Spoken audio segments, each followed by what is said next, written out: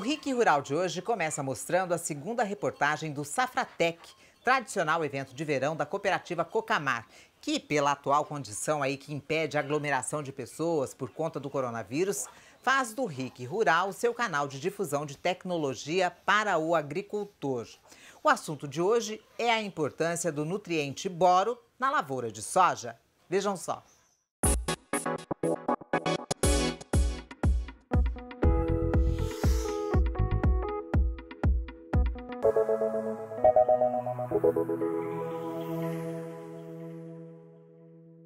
Nessa segunda estação técnica do Safratec 2021, continuaremos falando de nutrientes.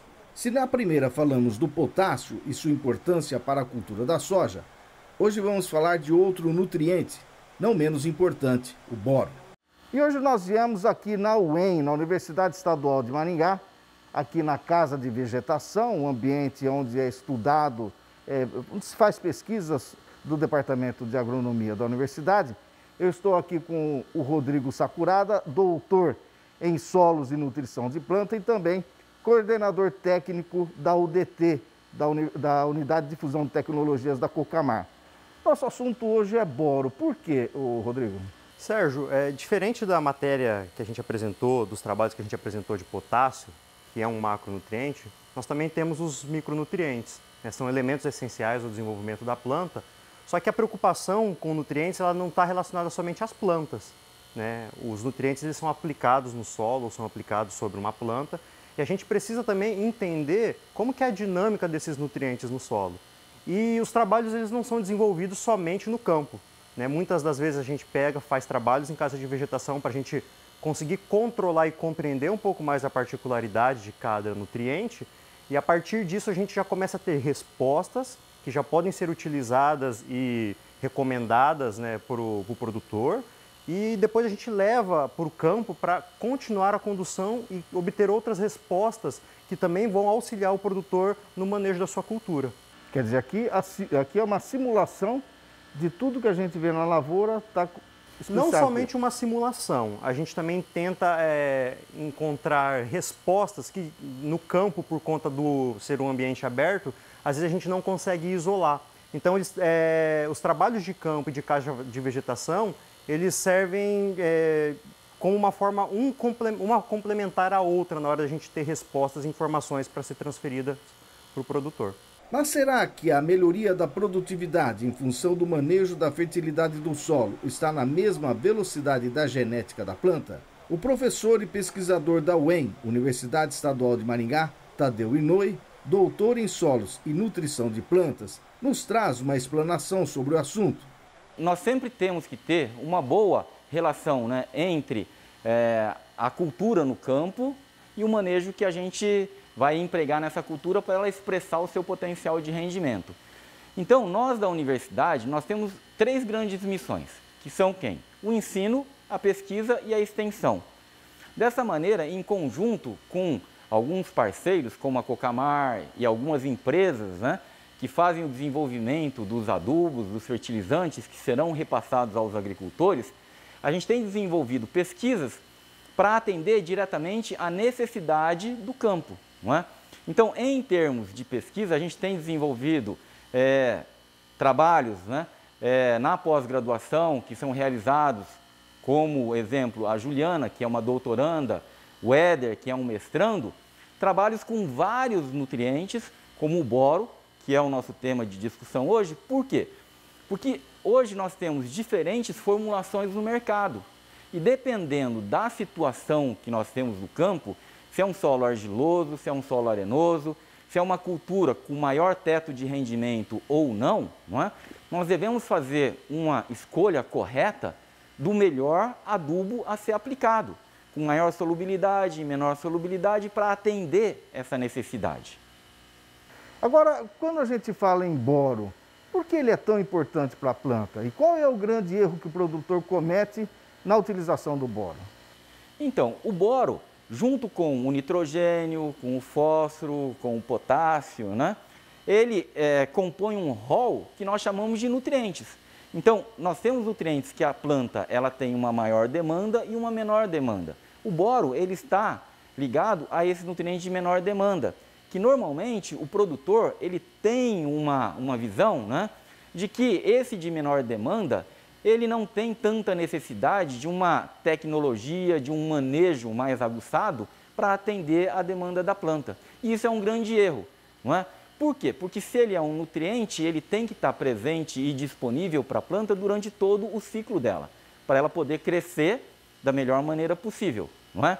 Então, o trabalho da Juliana, junto com o Éder, ele vai demonstrar isso para a gente, né? Nos trazer informações de como é que a gente pode manejar da melhor maneira o boro, né, no solo para atender, né, a necessidade tanto do agricultor quanto da planta, né, trazendo uma melhor eficiência agronômica e um ganho final para todo o sistema de produção. É necessário todo ano aplicar boro no solo? Então, eu não diria que seja necessário aplicar todo ano. O que eu digo para você é que é necessário todo ano a gente fazer um bom diagnóstico do nosso sistema de produção, porque a partir do diagnóstico a gente vai ter, né, a certeza de que o teor do boro no solo ou dos outros nutrientes estão altos ou baixos, não é? E aí a gente vai procurar a melhor alternativa de manejo para atender aquela determinada situação. Então, o que nós temos que fazer sempre é um bom diagnóstico da situação, né? E aí, com um técnico qualificado, escolher a melhor forma de manejo para atender, né, essa situação. A Juliana Voroniak é engenheira agrônoma, doutoranda em produção vegetal. Ela quem está à frente dessa pesquisa sobre o boro aqui na universidade. Juliana, para que serve essa estrutura? Então, Sérgio, nós montamos essa estrutura com o principal objetivo de avaliar a lixiviação de boro em diferentes profundidades no perfil do solo. Aqui no caso, nós utilizamos dois tipos de solo. Um solo argiloso com 74% de argila e um solo arenoso com apenas 24% de argila. Então, o principal objetivo aqui é avaliar qual que é a dinâmica do boro nesses dois tipos de solo. Então, essas colunas, elas foram preenchidas com esses dois tipos de solo e, semanalmente, essas colunas, elas recebiam uma lâmina de água para verificar qual que é o comportamento desse boro com essa percolação da água. E o que é esse trabalho que vocês pensaram, executaram? O que ele trouxe de resultados? O que ele trouxe de informação? Então, Sérgio, hoje, apesar do conhecimento de que o boro ele é muito importante para um bom estabelecimento da cultura no campo, ainda há muitas dúvidas sobre quais fontes são melhores para o uso na agricultura. E também qual é a melhor forma de se aplicar esse boro. Hoje, um problema que o produtor ele enfrenta no campo é em distribuir uniformemente o boro em área total quando ele utiliza o boro na forma sólida. Então, aqui no nosso caso, o nosso objetivo é avaliar o boro aplicado na forma líquida via solo. Então, o principal objetivo é o quê? Então, avaliar o teor de boro em profundidade no solo e também no percolado, em função do tipo de fontes. No caso, nós utilizamos dois tipos de fonte, com alta solubilidade, que é o ácido bórico e o octaborato, e uma fonte com baixa solubilidade, que é o lexita. Durante um período de 8 semanas, essas colunas elas recebiam uma lâmina de 188 milímetros, que totalizou 1.500 milímetros. Então, com esse experimento, a gente tem como resultado que no solo argiloso, as fontes de maior solubilidade, realmente, elas lixiviam muito mais. Enquanto que também no solo arenoso, também há maior perda com as fontes solúveis. Por exemplo, no solo argiloso, nós observamos que para a fonte ácido bórico, essa perda foi de 34%. Já no solo arenoso, as perdas para o ácido bórico foi de quase 60%. E o que isso vai orientar o produtor? Isso vai ter uma tomada de escolha para ele, porque se eu tenho um solo arenoso, eu vou saber qual a melhor fonte que eu posso empregar para aquela condição. Então, é importante destacar o quê? Que ambas as fontes que foram utilizadas no experimento, elas são importantes para a correção da deficiência.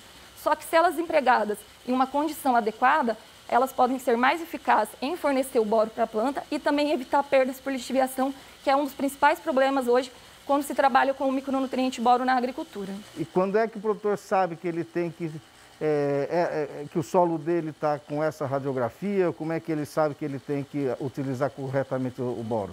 Por isso, a necessidade de se fazer anualmente um bom manejo do solo, uma análise do solo, assim como uma análise foliar para saber qual que é o teor que eu tenho no meu solo. Porque como o boro ele é um micronutriente aplicado em pequena quantidade e também requerido em pequena quantidade, se você não fornecer ele em uma dose adequada, isso pode prejudicar o desenvolvimento da planta. E outro ponto importante é que a faixa entre a deficiência e a toxicidade de boro no solo é muito estreita. Então, se eu aplicar uma dose muito alta, isso pode ser prejudicial para a minha cultura. E se aplicar, às vezes, uma dose muito baixa também, ela não vai se desenvolver muito bem. Junto com a Juliana, o seu colega Éder, que é engenheiro agrônomo, mestrando em solos e nutrição de plantas, pesquisa e busca respostas sobre qual é a melhor forma de manejo do boro no solo. Na verdade, na questão de boro, não tem uma melhor forma de manejo. A gente tem que ver a situação que melhor se encaixa na propriedade do produtor rural. Ele pode fazer esse manejo via dessecação, em pré-plantio da cultura, como no caso foi o estudo montado. Pode utilizar formulados que contenham já na sua constituição boro, promovendo um melhor crescimento das plantas, e até mesmo realizar a suplementação foliar, através de fertilizantes no decorrer da cultura mesmo. A questão do boro é que ele tem uma certa dificuldade de manejo, por ele ser muito móvel nos solos brasileiros e ter uma baixa mobilidade na planta. Então a questão de manejo tem que ser uma associação entre manejo do solo e a suplementação foliar na cultura. Você falou que tem duas maneiras de aplicar o boro, ou no solo ou na folha. Qual você sugeriria então? Bom, Sérgio, pensando em manejo da fertilidade, construção de perfil de solo e fornecimento de nutrientes para a planta, a melhor maneira é via solo, pois a planta ela bebe os nutrientes do solo. O que pode ser feito em situações de um estresse hídrico ou alguma situação atípica, pode ser realizada a suplementação foliar no decorrer da cultura, mas sempre deve-se priorizar o manejo via solo.